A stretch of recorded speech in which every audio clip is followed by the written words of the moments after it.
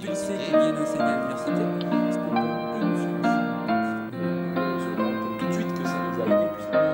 Métier de formation à la mi-conseil. Bonjour Sabri Villani. Bonjour. Que retenir de l'étude de l'impact socio-économique des mathématiques en France qui vient d'être présentée ici? Avant toute chose, que cet impact est important et qu'il est comparable en proportion à l'impact des sciences mathématiques chez nos voisins anglais.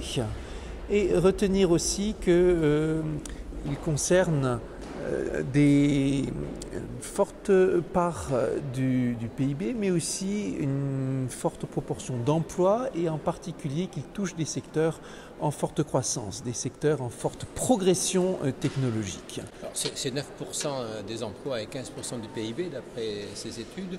On ne se situe pas très loin de la réalité anglaise? Ce sont essentiellement les mêmes chiffres, étant donné des imprécisions qui est inévitable dans ce genre d'études. On peut considérer que sur ces chiffres, on est très proche des Anglais. Cependant, la structuration de ces emplois, leur répartition par secteur est assez différente. Et cela reflète la différence des économies. Du côté anglais, plus de poids sur le secteur de la finance et de l'assurance. Du côté français, plus de poids sur l'industrie. Quelque chose de plus diffus aussi du côté français. On note pourtant que l'impact des mathématiques ne passe pas assez dans la société et surtout dans les entreprises. Quelle explication vous en donnez? Certains facteurs culturels peuvent agir comme des freins à très long terme. Et l'un des buts de cette étude est effectivement de sensibiliser aussi bien les étudiants en mathématiques que les chefs d'entreprise sur l'intérêt mutuel qu'il y a dans ces relations. Dans la société, l'image est un peu ambiguë. Les mathématiques, c'est difficile. Les mathématiques, ça permet la sélection. Est-ce que c'est une bonne image selon vous? L'image que la société peut avoir de la discipline mathématique est ambiguë. C'est une discipline qui concentre toutes les craintes, toutes les angoisses, parfois toute la violence que l'on peut avoir à l'égard d'un système. Tout à fait, oui. Et en même temps, on voit de plus en plus avec des études comme celle-ci que c'est un enjeu. Et c'est aussi un enjeu positif maintenant en particulier. Comme l'a rappelé l'un des responsables du MEDEF aujourd'hui, on peut penser à la mathématique comme un instrument de sélection, mais maintenant il faut bien plus y penser comme à quelque chose de capacitif, quelque chose qui donne des moyens aux jeunes de trouver des emplois, d'acquérir des compétences qui leur permettront de faire la différence et de faire des carrières de haut niveau. Alors, on insiste en disant que les mathématiques sont partout, et particulièrement dans l'innovation et la diversité. La mathématique, c'est quelque chose d'extrêmement multiforme. La mathématique, par définition, c'est la science qui cherche à s'appliquer à toutes les situations. Et c'est une discipline dont les champs d'application sont plus variés que n'importe quelle autre. Mais c'est aussi une discipline qui va se mettre de mèche avec l'innovation parce qu'en mathématiques, on peut imaginer des choses qui n'existent pas. On peut réaliser des éléments, des théories qui sont uniquement abstraites.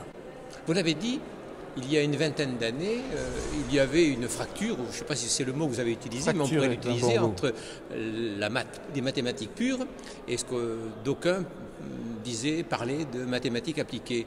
Et vous dites que cette fracture s'est réduite. Oui, le fossé était très important il y a encore une vingtaine d'années entre mathématiques pures et mathématiques appliquées. Maintenant, la fracture s'est réduite.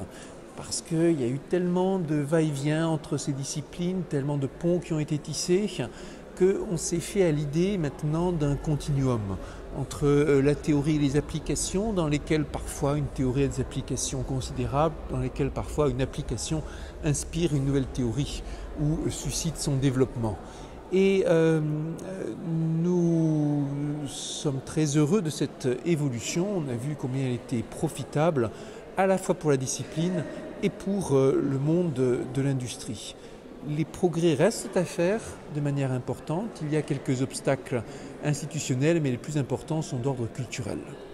Alors, l'université produit en France, ce sont les chiffres, à peu près 500 docteurs en mathématiques.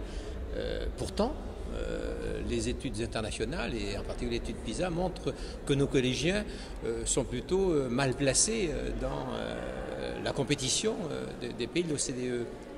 Alors, n'avons-nous pas une crainte, ou n'y a-t-il pas un risque à ce que justement on assèche le flux de mathématiciens et qu'un jour peut-être on n'aura pas assez de mathématiciens à l'université? Cette crainte d'un assèchement du nombre de mathématiciens est effectivement partagée par beaucoup. Dans le même temps, nous voyons ce mouvement de désaffection pour les carrières scientifiques qui se met en place et qui est général et qui n'est pas particulier à la France.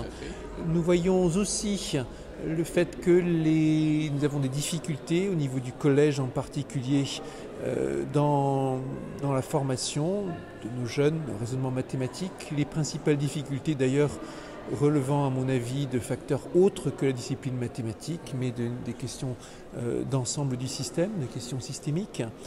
Et on ne peut que voir cela avec une certaine inquiétude. Dans le même temps, nous avons des facteurs positifs. Les éléments qui ont été dévoilés dans cette étude en sont un. Et je pense que de plus en plus, il va y avoir un mouvement qui va contrebalancer ces questions de désaffection. Il y a une attitude active en ce moment de la communauté mathématique pour faire la promotion, dans le bon sens du terme, de sa discipline. Et l'institution scolaire participe-t-elle vraiment de cette démarche? L'institution scolaire participe, mais avec retard. On sait que c'est une gigantesque machine, l'éducation nationale, dans laquelle tout prend du temps. Il n'empêche, quand je vois les si nombreux témoignages que je reçois d'enseignants ou d'élèves, d'invitations à donner des exposés dans des établissements partout, je vois qu'il y a un réel appétit d'en savoir plus et d'aller au-delà au niveau de la motivation. Donc les mathématiques ont un avenir en France? Je suis prêt à le parier. C'est un peu un pari optimiste, mais je veux bien prendre le pari. Vous avez des merci. Je vous en prie.